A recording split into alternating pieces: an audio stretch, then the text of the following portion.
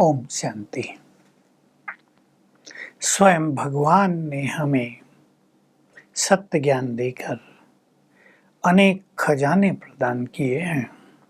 उन खजानों में खुशी का खजाना बहुत बड़ा है, ज्ञान का भी, वो तो बीज है।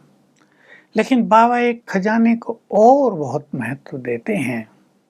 उतना ही महत्व हमें भी इस खजाने को देना है, और वो है समय का खजाना।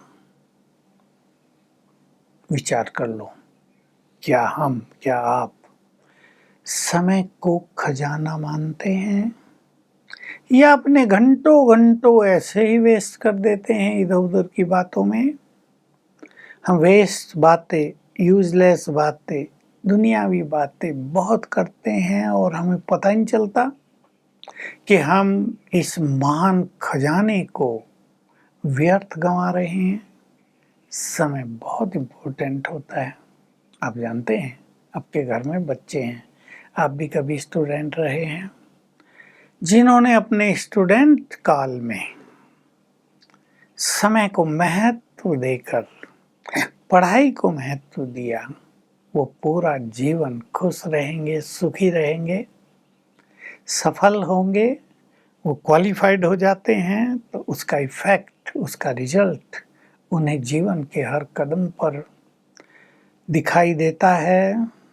आप जानते हैं, जो बच्चे विद्यार्थी काल में अपने समय को महत्व नहीं देते, घर से गए पढ़ने के लिए, पहुंचे कहीं और, आजकल तो ये ट्रेंड बहुत बन गया है, वो फिर जीवन भर पछताते हैं। क्योंकि जिन साथियों के संग में वो टाइम वेस्ट कर रहे थे, वो उसको सदा साथ नहीं देते। और संग में आकर अगर बहुत बुराइयां सीख ली तो जीवन सुखों में, खुशियों में, शांति में, सफलता में कभी बीतता नहीं है। आपने ऐसा किया हो तो आपको अनुभव होगा। बहुत करते हैं, 50% विद्यार्थियों का यही हाल होता है, समय के महत्व को नहीं जानते। हर जगह आप देख लीजिए, बिजनेस में समय का महत्व है या नहीं है, नौकरियों में समय पे कोई नहीं आ रहा है, कैसा रहता है, कैसा लगता है। हर जगह समय का महत्व है। आपको ट्रेन पकड़ना, फ्लाइट पकड़नी है, आप समय पर नहीं पहुंच रहे तो क्या होगा, आप सब जानते हैं। एग्जाम हो रहे हैं, स्टूडेंट समय पे नहीं पहुंचे, आधा घंटा लेट पहुंचेंगे, चले जाएंगे, क्या है, तो क्या होगा। समय बहुत इम्पोर्टेंट है। और अब समय चल रहा है पुरुषोत्तम संगम युग का। संगम युग, सतयुग आ रहा है, कलयुग समाप्ति की ओर तेजी से अग्रसर है। पहले तो हम ही ये बात कहते थे, अब तो संसार में भी इसकी बहुत चर्चा है। प्राइम मिनिस्टर ने भी नारा दे दिया है, स्वर्णिम भारत की ओर हमें चलना है। अनेक अच्छे अच्छे लोग ये बात स्वीकार कर रहे हैं कि सतयुग आने वाला है, स्वर्णिम काल आ रहा है, देवताओं का युग आ रहा है। कुछ शास्त्रवादी जो रूढ़िवादी हैं, जो सत्य को समझने से इनकार कर देते हैं, वही कहते हैं कि नहीं, शास्त्रों में लिखा है 4,32,000 साल का कलयुग है, अभी तो 5,000 साल ही बीते हैं। मैं उन सबसे पूछा करता हूँ कि कलयुग की आयु तो 1200 साल लिखी, आपने उसे देव वर्ष समझकर 360 से गुना क्यों कर दिया? क्या शास्त्रों में, भागवत आदि में, या जो भी समय की गणना दिखाते हैं, कई पुराण दिखाते हैं, क्या उनमें ये लिखा है कि 1200 वर्ष देव वर्ष थे, ये मानवीय वर्ष नहीं थे? और देव वर्ष और मानवीय वर्ष में अंतर क्यों होगा? तो कलयुग के अंत में हम पहुंच गए हैं।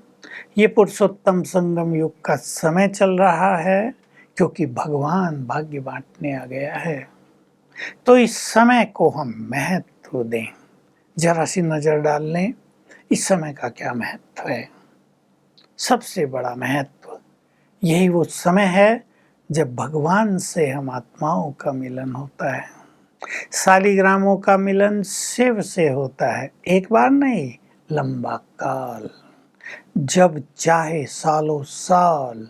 ऐसे नहीं भगवान के दर्शन हो गए और गायब, लोप हो गए प्रभु जी, नहीं वो हमारे हो जाते हैं इस काल में, हो गए हैं हमारे, हम उनके हो गए, हमें उनका साथ मिल रहा है, हम उनके परिवार हो गए। सोचो भगवान का परिवार कौन होगा? वो सब इस देव देवियाँ, वो सब दुर्गा देवी, काली, सरस्वती, अम्बा, लक्ष्मी, भवानी, सब देवियाँ, वही तो भगवान का परिवार है। देवताओं का परिवार अलग, ईश्वर का परिवार अलग, उनसे मिलन हो रहा है। तो भगवान से मिलन, महान आत्माओं से मिलन का ये सुंदर समय है। देख लो कितना महत्वपूर्ण है ये समय। पूरे कल्प में केवल एक बार आता है और भाग्यवान है वो आत्माएं जिन्होंने इस समय को पहचाना है और भगवान से मिलन का सुख पा रहे हैं।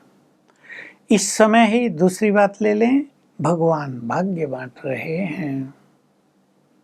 जितना चाहे भाग्य बना लें, उसने कलम ही हमारे हाथ में दे दिया, लो अपना अपना भाग्य लिख दो, खींच दो अपने भाग्य की लाइनें, और उसकी संपूर्ण विधियां बता दी हैं। भाग्य कोई भगवान नहीं खींचता, भाग्य तो हम अपने पुण्य कर्मों से स्वयं बनाते हैं। तो ऐसा भाग्य मिल रहा है, हम जन्म जन्म के लिए देवलोक में राजाई प्राप्त कर सकते हैं। देवलोक कोई ऊपर नहीं होगा कहीं जहाँ का राजा इंद्र हो, देवलोक इस धरा पर ही होता है। सतयुग में हम सभी मनुष्य देवी देवता होते हैं, अन्य कोई धर्म वहाँ रहता नहीं, देवी देवता धर्म ही रहता है। तो भाग्य बट रहा है, जन्म जन्म का भाग्य। ऐसा ना हो भगवान भाग्य बांट रहा हो और हम सोए पड़े हों, हमें अवेयरनेस ही ना हो कि भाग्य बट रहा, हम भी कुछ बना लें, हम कहीं के कहीं जा रहे हों, हम संसार की उलझनों में उलझ गए हों। तो फिर लोग जरूर कहेंगे ना, जब भगवान ने भाग्य बांटा तुम कहाँ सोए हुए थे, अब जग जाएं और भाग्य ले लें। जैसा चाहे भाग्य, जन्म जन्म साहूकार बने, जन्म जन्म सब प्राप्तियों से संपन्न बने, जन्म जन्म राजाई प्राप्त हो, क्या भाग्य चाहिए आप ले सकते हैं। ये सुंदर समय अब चल रहा है, ये सुंदर समय चल रहा है जबकि संपूर्ण सत्य हमें प्राप्त हो रहा है। ये सुंदर संकल्प समय चल रहा है जबकि हमें संपूर्ण ईश्वरीय सुख प्राप्त हो रहा है।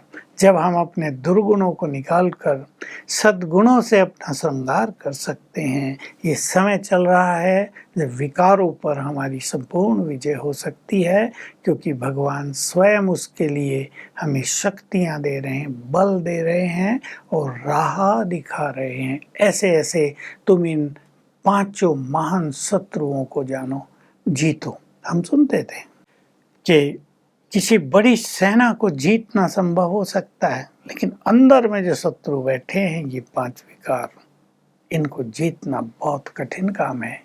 उस कठिन काम को स्वयं भगवान ने अब सरल कर दिया है, और जो जितना इन मनोविकारों को जीतेगा उतना ही उसका स्पिरिचुअल लेवल बहुत ऊंचा बढ़ेगा और वो संसार को बहुत कुछ दे सकेगा।